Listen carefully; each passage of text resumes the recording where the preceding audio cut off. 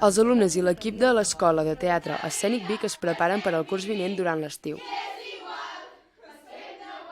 Cada setmana la dediquem a una tècnica específica teatral. La primera setmana va ser com els jocs teatrals, la segona setmana va ser l'expressió corporal i la construcció del personatge, i aquesta tercera setmana hem posat la mirada amb el teatre musical, setmana que ve improvisació i acabarem amb la creació d'una peça teatral.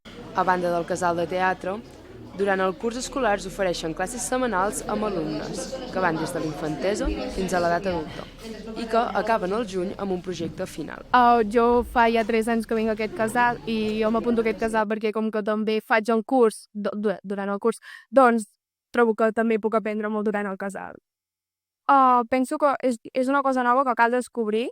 Fent diversos àmbits has de descobrir també altres coses i sobretot doncs, ens hem fet tots amics entre tots i és molt maco doncs, estar amb gent, amb un grup gran de gent que li agrada el mateix que a tu t'agrada.